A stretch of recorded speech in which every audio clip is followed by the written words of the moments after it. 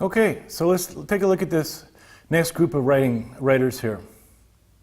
The first person we're going to look at is Edwin Arlington Robinson, a regionalist poet from Maine. Much of his subject matter revolves around New England. So here we have another writer from Maine, second one we've seen, regionalist writer. Discovered by President Roosevelt, and he won 3 Pulitzer Prizes. Here's a picture of him. Another photograph of the Times. He also had an interest in Arthurian literature, which is very interesting. And he wrote some different pieces here, Merlin and Tristan. The characteristics of his writing, irony, nostalgia, human affliction, and solitude, which is a pessimism influenced by his early years. He uses traditional poetic forms and versification. Here's a couple of his different poems that I would suggest you to take a look at. We're going to take a look at one in particular here. So this is Richard Cory. Whenever Richard Cory went downtown, we people on the pavement looked down at him. He was a gentleman from soul to crown, clean favored and imperially slim. And he was always quietly arrayed, and he was always human when he talked. But still the fluttered pulses when he said good morning, and he glittered when he walked.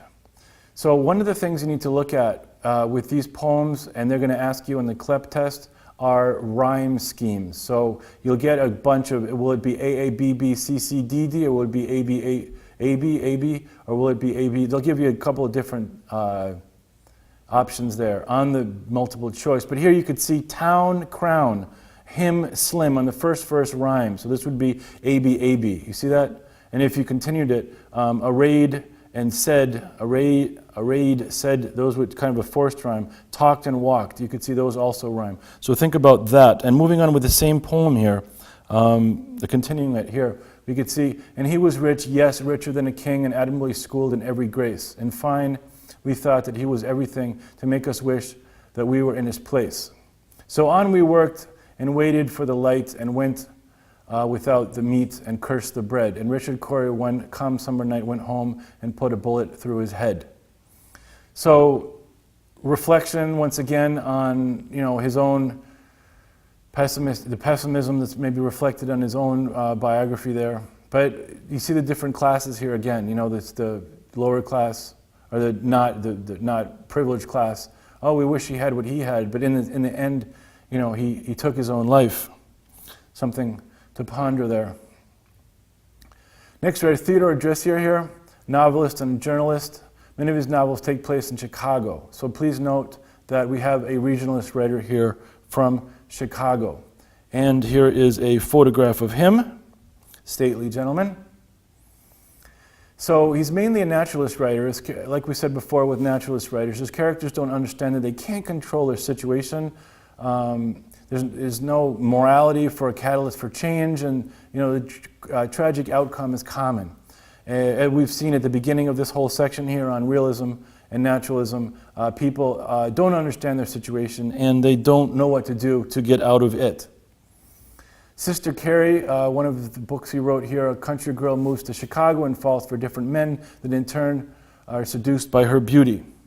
Marital infidelity, theft, and flight find the final couple in New York City, where George commits suicide and Carrie reaches stardom as an actress but finds celebrity life empty and without merit. So that's a very quick summary to show you the change here at the end, ending here again in suicide, and she actually makes it between quotes but is not satisfied with that lifestyle.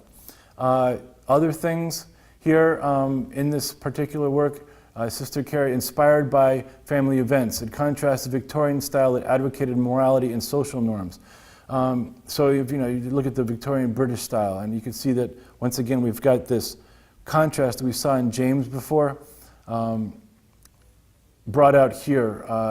The idea of morality and social norms in the British.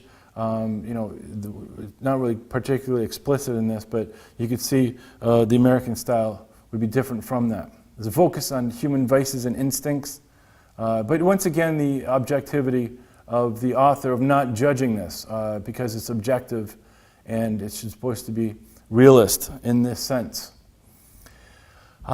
We've seen a lot of these novels about the sexual mores of the times were ousted in this book, against protocol in that sense. And in this book, you see the interchange of passion and vice that are commonplace. But it's okay because it's a naturalist work, and we're making an observation.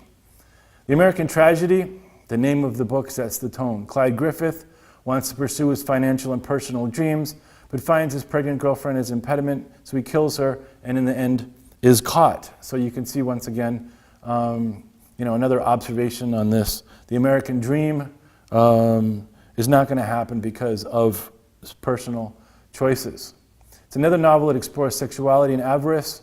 Once again, it runs against the institutional and social mores of the times. But because of that, it stands out as a good piece of literature because it's not just copying everybody else. Stephen Crane, our next writer, short life here, was a writer of poetry, novels, and short stories. His first book, Maggie, A Girl of the Streets, is considered perhaps the first work of American naturalism. It's hard to say this is the first naturalist work or this is the first best one. A lot of the overlapping from other styles and characteristics, where you can see particular things that stand out as characteristic of a particular work, but not completely overall arching genre of realism. So this would fall into that character. And here we have a photograph of him. And note how everyone is so dressed up at the time. Ties, suits, formal portraits that we see here mostly. So he's mostly known for his The Red Badge of Courage, another book that's read in school, even though he was born after the war. Now, this book itself, to look at this, I want to go through this a bit. His style in general is he has a poetic style with a sense of omission, suggestion, immediacy, and intensity. And this is really interesting because you're like right there with the characters, and as you move along, the way they're described and their sense of immediacy is laid out. And when you're reading it, you can feel that intensity.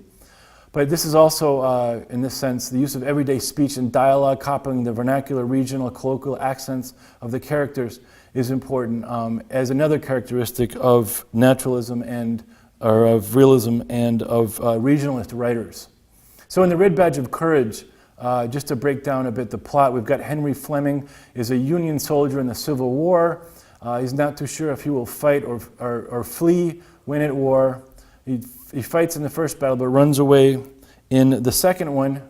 He runs across some soldiers and seeing, in others what he doesn't have. He romanticizes their war wounds as red badges of courage. So those are the wounds that other soldiers have that are their red badges of courage.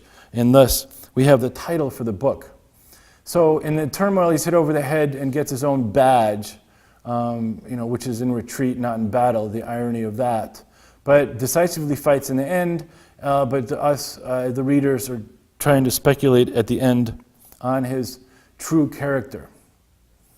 He wrote other stories as well, for example, The Open Boat, about his own experiences in a shipwreck on his way to Cuba as a reporter on the Spanish-American conflict. And this is an important work also because it has to do with the contrast of humans versus nature, nature versus man, I say that. But it's this idea of being in an open boat and being exposed to the vulnerability of human existence when exposed to the telluric superiority of nature. The telluric superiority, the way nature is stronger in force, and the way human beings or humans cannot overcome that. So that's one work I recommend you to take a close look at. So Crane's also recognized for his poetry.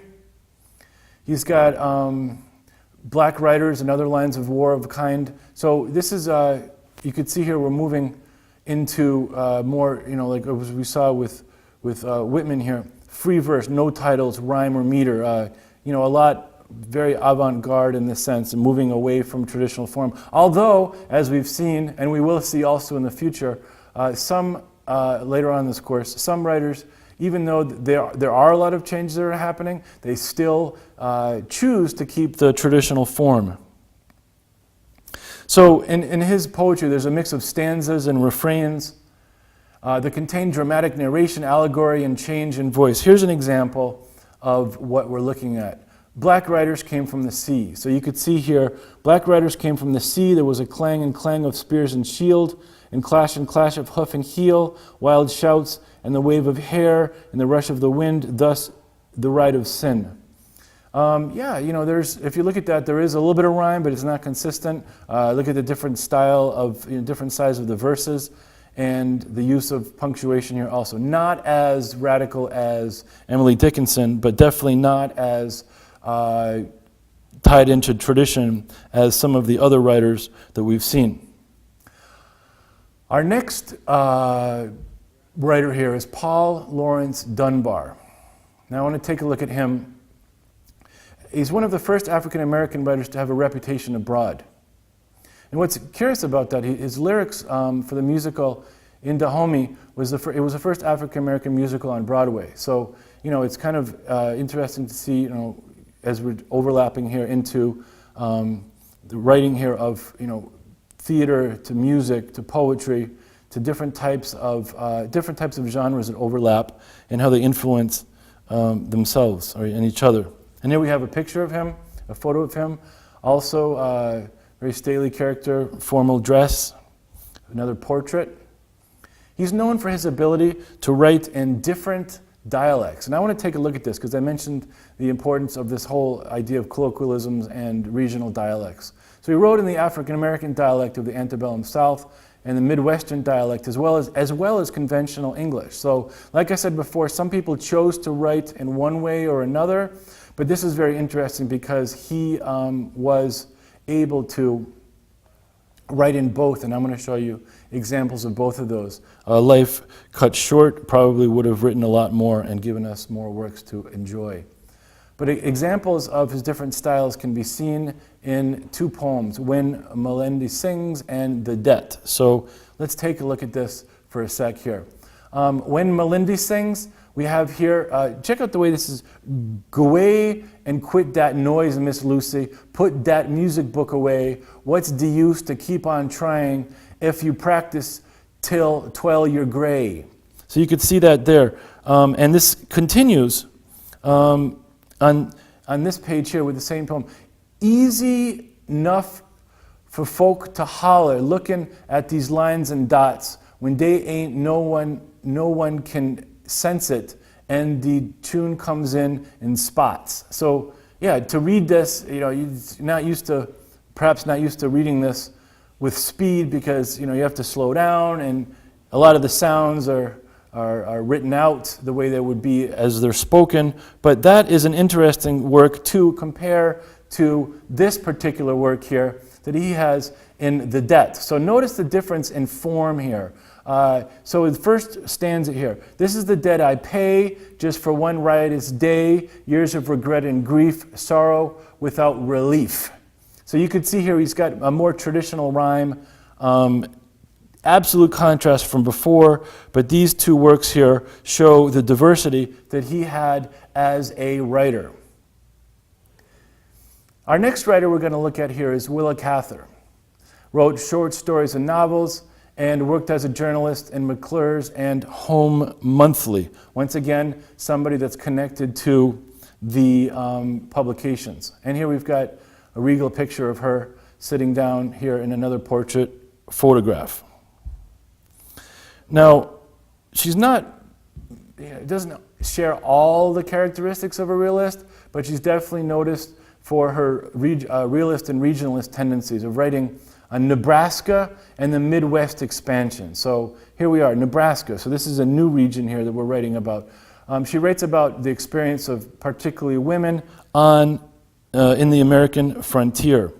So she won the Pulitzer Prize in 1923, but her masterpiece is probably My Antonia, a final book in a trilogy about American prairie that was written the final book on a trilogy there. And looking at that storyline here. So we've got Jim Burden as an orphan from Virginia who contrasts with the daughter of a family of Bohemian immigrants. Both these individuals struggle to make it in the prairie, and it's the writing about their memories of their experiences that leave a lasting impression on both characters. So once again, here we have a regionalist writer. We've got a lot of different advancements in African American writers. We have different types of, a lot of different regions, and we have regions represented in the United States, and we have different forms of how these characters are represented in the way that their dialogue is written up in verse or in prose. So that is this particular collection of writers, and from here we will move on.